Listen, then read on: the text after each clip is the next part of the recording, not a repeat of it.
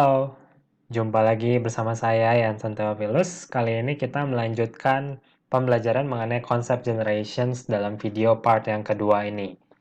Setelah pada video part pertama kita membahas 2 dari 5 tahapan dalam konsep generation, yaitu clarify the problem dan juga search externally. Pada part yang kedua ini kita akan membahas 3 tahap sisanya. Kita mulai dengan tahap yang ketiga, yaitu search internally. Pada tahap yang ketiga ini, kita melakukan pencarian ide mengenai konsep produk yang akan kita kembangkan di dalam internal tim. Ya, kalau kita memiliki tim yang terdiri dari 5 orang pengembang produk, maka kita akan mencari di dalam 5 orang tersebut. Ada 2 modal utama dalam internal search. Yang pertama adalah team knowledge, personal knowledge. Ya. Jadi pengetahuan kita seputar produk yang akan kita kembangkan. Lalu yang kedua adalah kreativitas. Ya, jadi modal utamanya 2, knowledge dan creativity. Jadi kalau misalnya kita mau melakukan tahap yang ini, pastikan kita sudah mempelajari kira-kira kita misalnya mau bikin hand nailer, kasus yang tadi. Kita pastikan kita sudah mempelajari sebelumnya ya. Orang menancapkan paku itu prosesnya kayak gimana sih? Lalu kalau pekerja bangunan itu memalu untuk memasang paku seperti apa sih? Jadi kita sudah punya knowledge bagaimana prinsip kerja dengan tujuan yang kurang lebih mirip ya. Dan juga area kerjanya, area fungsinya seperti apa, kita sudah punya knowledge. Dan juga kreativitas ini juga tidak kalah penting ya.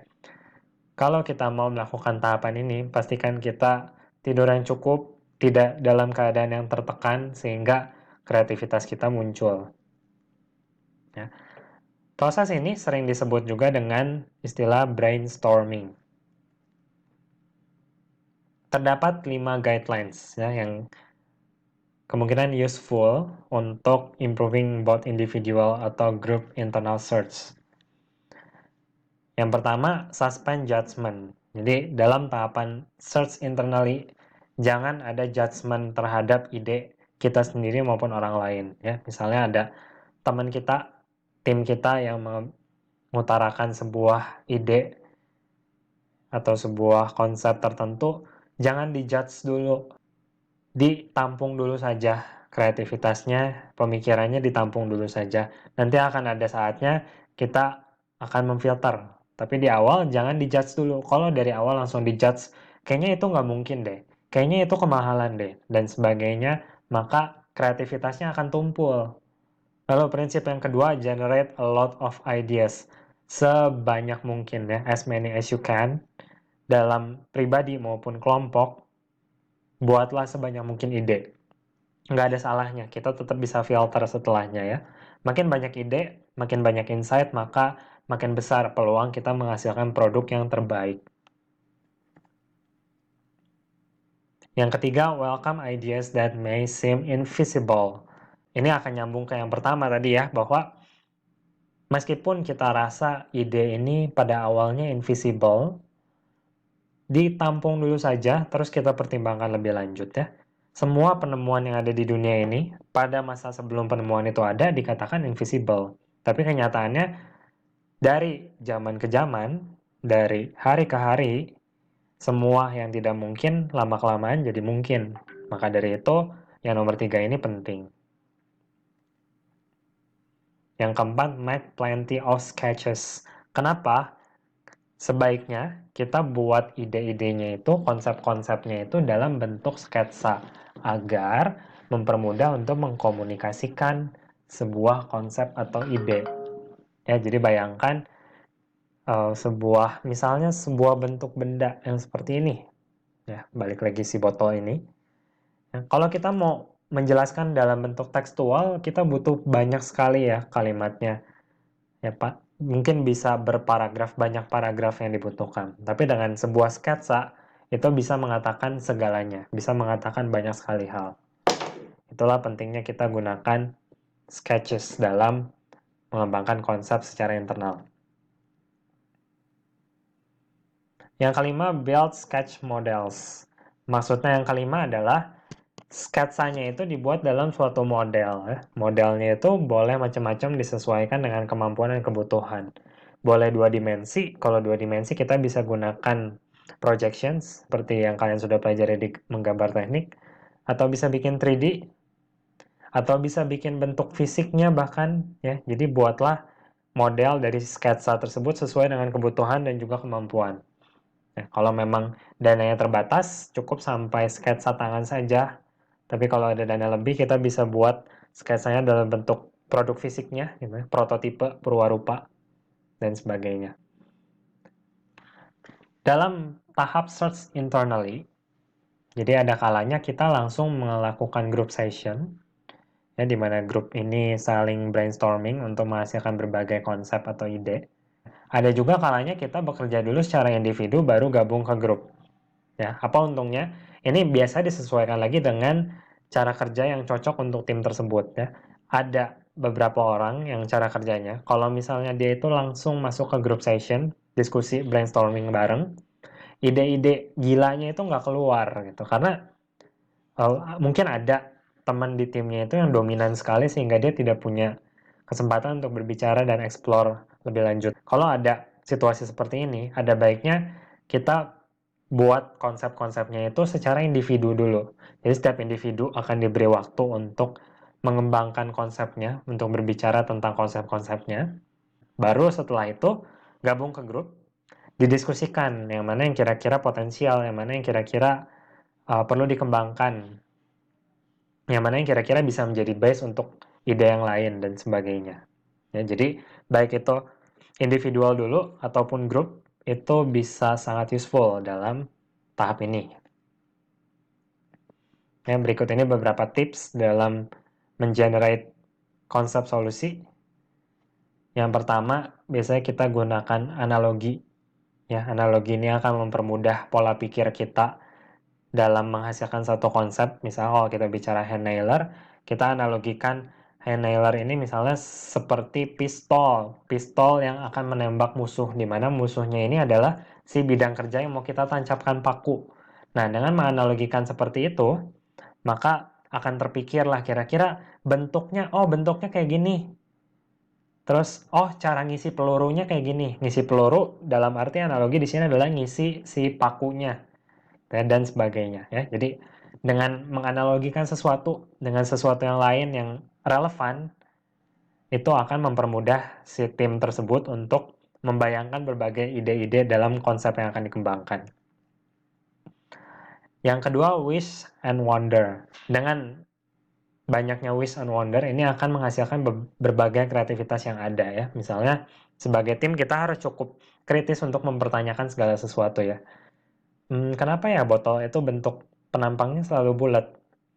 Terus kenapa ya hand nailer itu bentuknya harus kayak pistol? Padahal kan bisa juga yang lain bentuknya. Misalnya bentuknya seperti solder dan sebagainya. Jadi mempertanyakan, selalu mengkritisi, juga wish, gitu ya, mengharapkan. Coba aja hand nailer itu kita nggak perlu keluarin tenaga besar-besar ya. Coba aja hand nailer itu kalau bisa kita ngoperasiinnya itu nggak berbahaya. Nah, dari berbagai wish itu akan muncul ide-ide kreatif. Itulah kenapa yang kedua ini juga cukup powerful untuk generating solution concepts. Yang ketiga, distort ideas.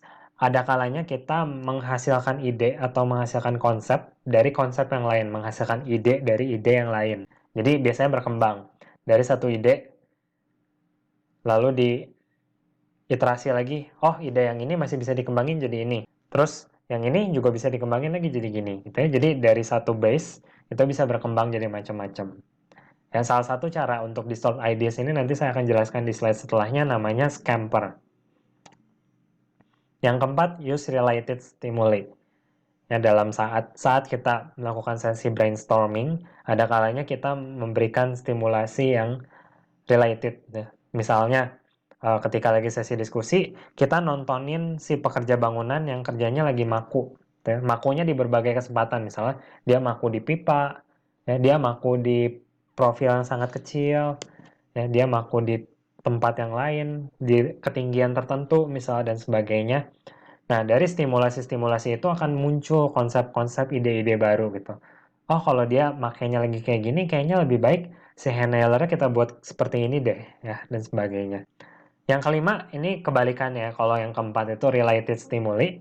Kalau yang kelima ini unrelated stimuli. Ya, kalau related stimuli membantu kita dalam mencari solusi yang tepat untuk permasalahan yang ada. Ya, jadi kita diberikan stimulasi-stimulasi yang related dengan si produknya.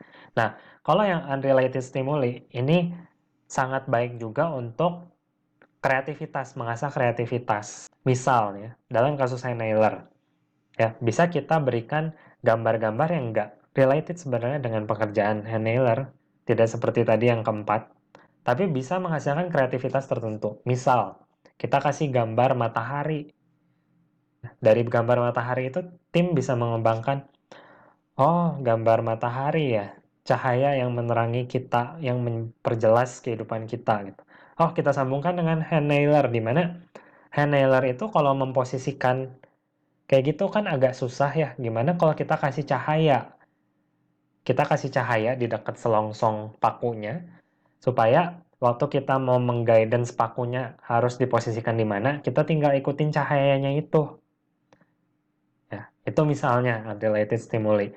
Dari stimulasi yang tidak berhubungan akan muncul ilham yang memacu kreativitas, yang ujung-ujungnya memberikan nilai tambah pada konsep produk yang kita kembangkan. Yang keenam, set quantitative goals. Ya, ada kalanya kita memberikan goals yang kuantitatif untuk tim supaya lebih jelas.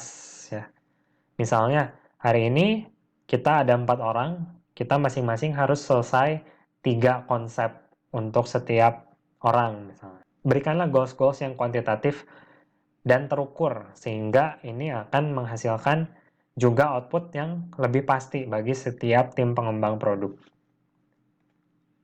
Dan yang ketujuh, use the gallery methods. Nah, ini adalah sebenarnya metode sederhana ya, dalam membandingkan konsep satu dengan konsep lainnya. Tadi kan prinsipnya adalah sebisa mungkin kita gambarkan sketsanya ya. Gallery method itu ketika kita mau membrainstorm berbagai ide atau konsep yang sudah muncul dalam bentuk sketsa, kita pampangkan gambarnya secara bersamaan. Paling enak sih kita tempel di board gitu ya, kita tempel bersebelahan supaya kita lebih enak komparasi. Antara ini sama ini kayaknya lebih bagus yang ini gitu. Terus atau enggak ada nggak yang bisa dikombinasiin? Kayaknya ide yang satu sama ide yang lain ini kalau dikombinasiin jadi lebih sempurna lagi konsepnya dan sebagainya ya. Itu yang dimaksud dengan gallery method. Bagaimana kita menyiapkan large number dari konsep atau ide yang sudah kita buat sketsanya secara simultan untuk kita lebih mudah comparing dan juga diskusi. Nah, ini yang tadi saya ceritakan. Salah satu tools untuk distort ideas paling mudah dan paling umum digunakan adalah Scamper. Ya, Scamper ini adalah suatu kerangka berpikir untuk bisa mendistorsi ide yang ada menjadi ide yang lebih baik berdasarkan Scamper. Ya, Scamper ini merupakan kita ambil inisialnya dari 7 hal, 7 kerangka berpikir yang bisa kita gunakan untuk distort ideas. Nah, apa itu Scamper? Yang pertama adalah substitute, ya, di mana dengan menggunakan substitute ini kita mereplace atau menukar ya satu fitur atau satu konsep ya atau satu bagian dari produk yang kita rancang itu dengan yang lain untuk mengimprove dengan similar purpose.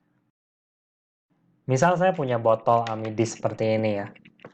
Saya mau substitute si kepala botolnya ini dengan sedotan misalnya, supaya saya minumnya lebih gampang disedot daripada sekarang saya harus buka, saya harus miringkan seperti itu ya.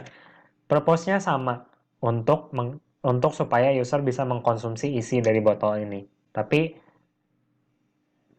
sistem kerja yang sekarang di-replace supaya mengimprove kemudahan dari customer misalnya. Itu contoh substitute. Yang kedua, combine. Combine ini kita menggabungkan dua atau lebih konsep atau fitur dari produk menjadi satu buah desain produk. Yang ketiga, adapt. Ya, adapt itu kita adjust, kita merubah sesuatu, baik itu fitur, konsep, warna, dan sebagainya untuk beradaptasi dengan tujuan yang baru atau rencana yang baru. Ya, nanti kita akan lihat contohnya di slide setelah ini. Yang keempat, modify. Modify juga mirip seperti substitute ya, di mana kita merubah dimensi, warna, fitur, konsep, dan sebagainya, tapi dengan tujuan yang agak sedikit berbeda ya. Tujuannya adalah kita mau membuat pembeda, ya. Kita mau memodifikasi produk yang ada, ide produk yang ada sekarang untuk tujuan ada pembeda. Kalau yang substitute tadi menukar dengan tujuan yang sama. Kalau modify ini tujuannya adalah supaya ada pembeda dari yang ide lama.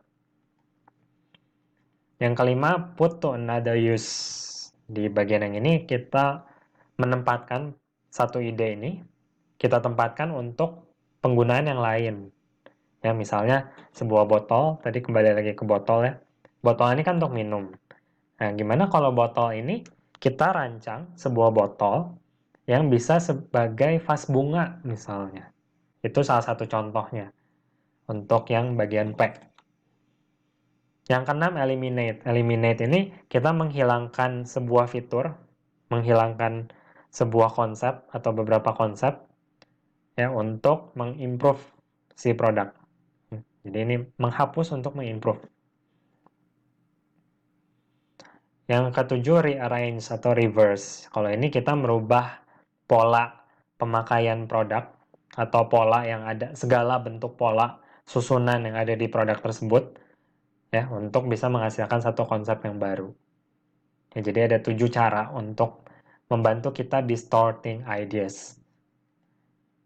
Berikut contohnya ya, kita bicara tentang tumbler ya, atau botol minum yang pemakaian berulang.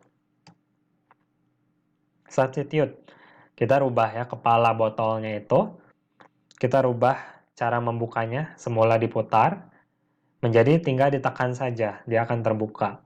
Ya, jadi tujuannya sama sebenarnya, dia untuk menutup air yang ada di dalamnya supaya terlindungi, dan untuk membuka ketika kita mau konsumsi. Ya, dia tukar. Jadi tinggal ditekan, tapi fungsinya sama, itu substitute. Lalu yang kedua, combine ya. Tumbler kita combine dengan juicer, jadilah sebuah tumbler baru.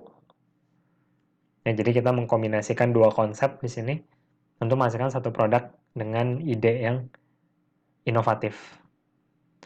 Lalu yang ketiga, adapt. Ya, misalnya dari tumbler yang polos-polos seperti ini, kita rubah jadi seperti ini. Kita adaptasikan karena terjadi perubahan rencana. Tadinya dijual untuk masyarakat umum, jadi dijual untuk anak-anak.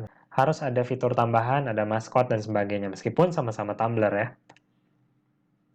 Lalu modify. Nah, modify ini tadi ingat bahwa tujuannya adalah untuk pembeda. Nah, ini contohnya collapsible tumbler. Ya. Ini dari Stojo misalnya.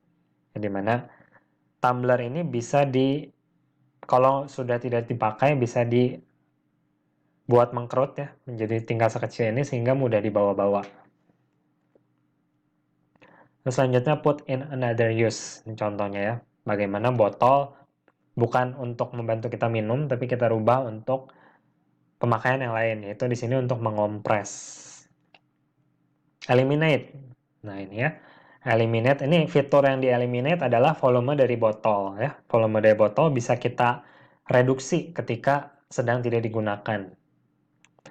Dan yang terakhir, rearrange atau reverse. Nah, ini contohnya thermos cup tumbler. Ya, tumbler itu kan minumnya biasanya kita buka tutupnya kita minum ya. Tapi untuk yang thermos cup tumbler ini kita rubah. Kalau kalian lihat, ini di tutup botolnya itu berfungsi sebagai cangkir. Jadi cara minumnya itu urutannya berubah. Kalau dulu urutannya buka botolnya minum, kalau ini beda. Kalau ini buka botolnya, tutupnya. Airnya itu dituang ke tutupnya yang kita jadikan fasilitasi untuk minum. Ya, jadi ada pola yang berubah. Ya, jadi inilah contohnya ya, bagaimana kita memanfaatkan pola pemikiran Scamper ini untuk mendistort idea yang sudah ada, supaya kita mendapatkan berbagai inovasi-inovasi dari ide yang sudah ada. Nah, berikut ini merupakan contoh hasil search internally dari project Power Nailer yang kita bahas dari awal video. Ya, bahwa nanti untuk setiap, ingat kembali diagram fungsi ya, untuk setiap subfungsi-subfungsi yang ada di dalamnya akan keluar dengan berbagai ide, ya, ide. Misalnya, ini ya, applying translational energy to nail. Idenya ada macam-macam. Ada, single impact. Multiple impact. Dibikin push. Ya, kalau single impact tuh sekali kita tekan tarik tuasnya, dia akan tek sekali ya. Kalau multiple impact, sekali kita tekan tuasnya, dia bisa beberapa kali nembak. Kalau di push, sekali kita tekan, kita tahan, dia akan tekan terus ya. Ketika kita lepas, tekanan dia terhadap si pakunya akan berhenti. Ya, jadi ini contohnya bagaimana dari setiap subfungsi pada diagram fungsi ini kita akan menghasilkan banyak sekali ide. Setelah mendapatkan setiap ide secara internal maupun eksternal untuk konsep produk yang akan kita kembangkan, selanjutnya adalah tahap yang keempat, yaitu explore systematically. Tahap ini bertujuan untuk menggabungkan gitu ya, mensintesis hasil pencarian internal dan juga pencarian eksternal menjadi beberapa alternatif konsep produk yang siap untuk maju ke tahap berikutnya, yaitu seleksi. Terdapat dua specific tools yang digunakan dalam tahap explore systematically. Yang pertama adalah concept classification tree. Yang kedua adalah concept combination table. Apa bedanya? Concept classification tree membantu tim untuk memetakan berbagai possible solutions ya di dalam menghasilkan konsep sebuah produk. Sedangkan konsep combination table merupakan lanjutan dari konsep classification tree. Kalau pada classification tree kita sudah mendapatkan berbagai alternatif solusi yang memungkinkan untuk setiap subfungsi dari produk. Nah, pada konsep combination table kita kombinasikan berbagai ide-ide itu ya. Kita rangkai untuk membentuk sebuah konsep akhir dari produk yang akan kita kembangkan. Untuk lebih jelasnya kita coba langsung lihat ke contoh. Misal kita bicara lagi tentang hand nailer ya. Kita bicara tentang salah satu subfungsinya yaitu store and accept energy. Kita ingat kembali bahwa diagram fungsi hand nailer adalah diagram berikut. Di diagram berikut kita melihat ke salah satu subfungsi yaitu store or accept external energy. Dan dari sini kita memetakan ya bahwa ada alternatif solusi apa sih untuk store or accept energy. Ternyata solusinya ada berupa chemical, pneumatic, hydraulic, electrical, nuklir. Terus apakah bisa dibagi lagi? Boleh ya. Yang chemical ada yang fuel air, ada yang explosive. Pembagiannya adalah lebih ke arah energi apa yang digunakan ya. Apakah energi kimia, pneumatic, hydraulic, electrical, nuklir. Electrical sendiri juga bisa dibagi wall outlet. Kalau wall outlet tuh, jadi ada sebuah box lagi misalnya yang ditempel ke tembok dan nyambung ke sumber listrik AC. Itulah yang akan menjadi sumber energi dari si hand nailer ini. Bisa juga pakai baterai, bisa juga pakai fuel cell. Ini kita petakan. Nah, dapat ini dari mana? Tahu chemical, pneumatic, hydraulic. Ya, ini adalah dapat dari proses search internal dan juga eksternal yang sudah kita lakukan ya. Tadi kita udah benar-benar dapat banyak sekali alternatif solusi dari pencarian internal dan eksternal. Kita sekarang petakan di classification tree ini. Di classification tree ini juga nanti akan kelihatan solusi mana yang nggak visible, ini bisa kita buang ya. Jadi yang masuk sini yang solusi visible-nya aja. Nanti misalnya, tadi ini ada berbagai macam energi yang bisa digunakan. Nuklir mungkin nggak sih untuk benda sekecil ini? Kayaknya nggak mungkin ya. Maka nanti di konsep combination table ini bisa dihilangkan. Ya, nggak perlu ada kombinasi ini di konsep produk kita.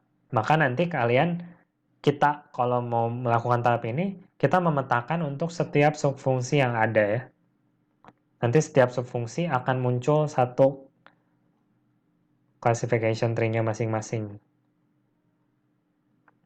Ya itulah pentingnya dari tahap 1 sampai tahap akhir benar-benar akan saling nyambung. Kalau misalnya perlu iterasi, kita lakukan iterasi. Misal ya, ketika kita membuat classification tree, ternyata kayaknya ada subfungsi yang kurang nih di bagian diagram fungsi. Oke, nggak masalah, balik lagi ke diagram fungsinya, perbaiki lagi, dan seterusnya. Itu tadi classification tree. Selanjutnya kita setelah membuat semua classification tree, selanjutnya adalah membuat tabel kombinasi dengan mengacu pada classification tree yang sudah dibuat. Ya, kita gunakan contohnya lagi langsung ke hand nailer yang kita jadikan contoh. Ceritanya ini kan di diagram fungsi yang awal kita tuh belum tahu ya mau pakai energi apa.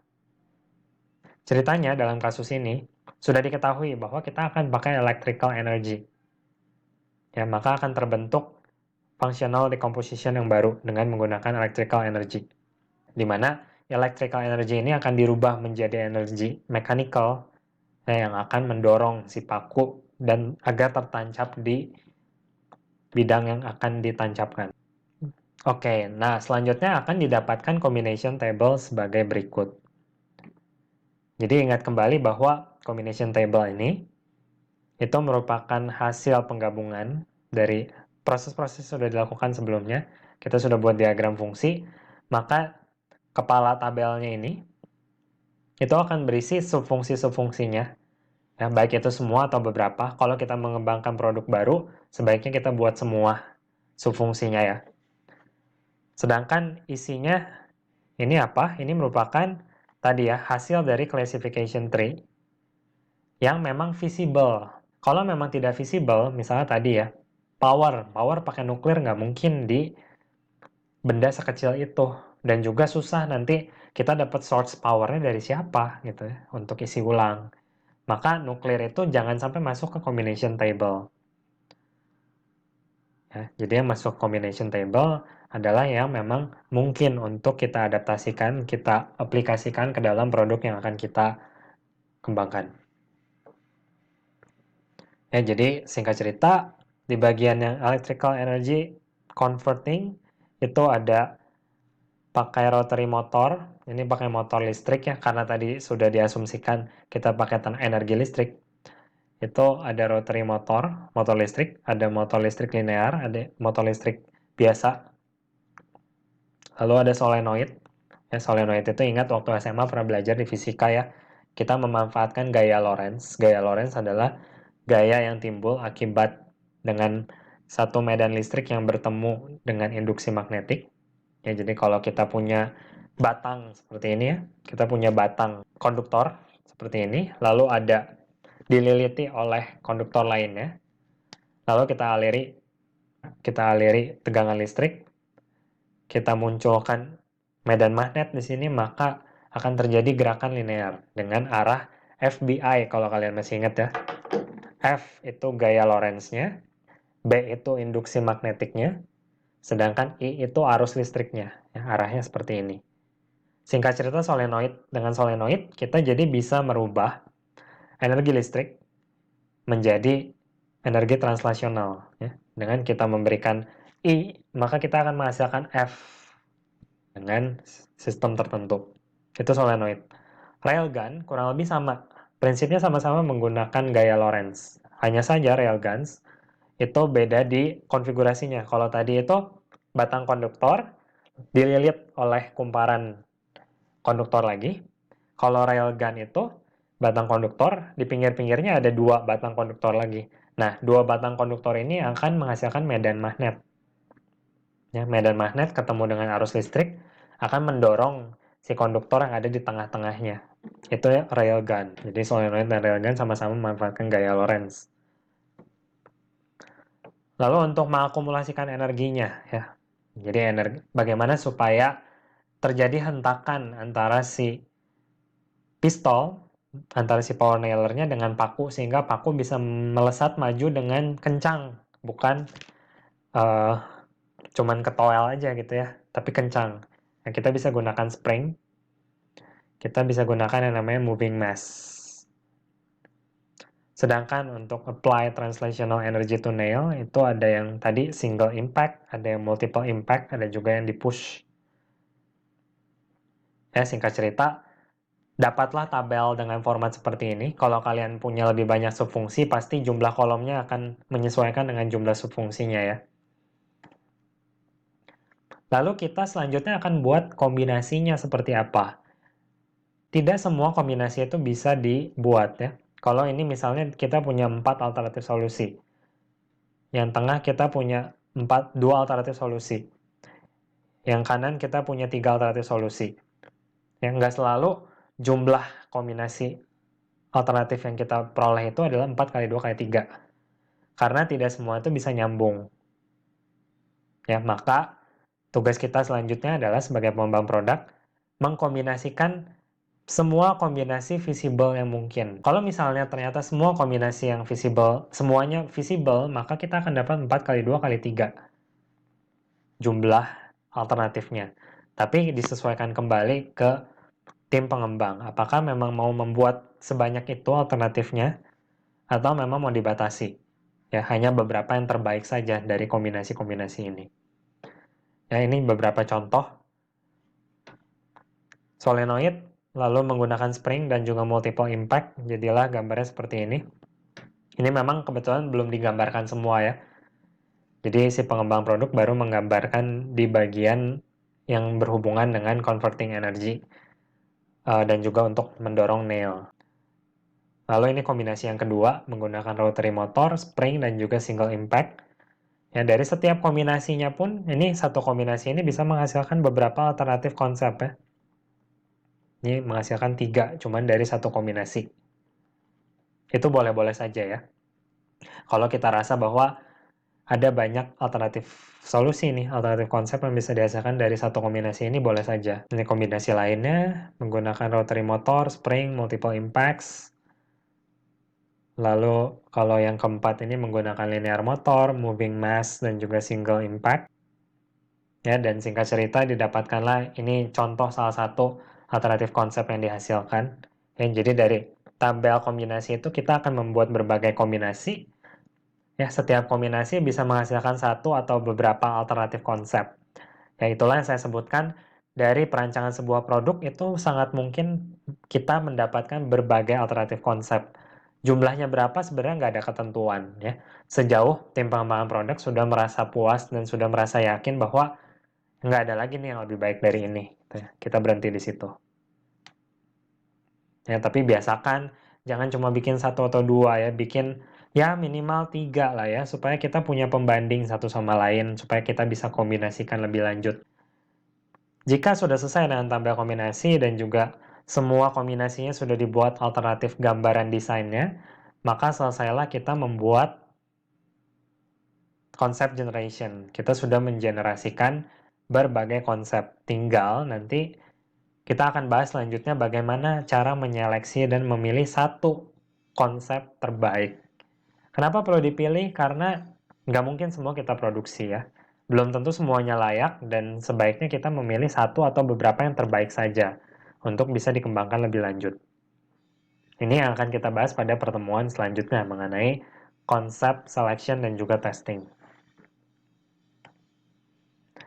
Tahapan yang terakhir adalah refleksikan proses dan juga solusi yang kita hasilkan. Selalu dalam setiap tahap, tim pengembang harus merefleksikan ya, apakah kita perlu iterasi lebih lanjut, apakah sudah proses dan juga solusinya sudah baik atau belum. Itu kita sudah lakukan dalam tahap ini. Yang pertama, apakah tim pengembang produk sudah cukup confidence bahwa solusinya itu sudah memang yang terbaik, semua sudah dieksplor.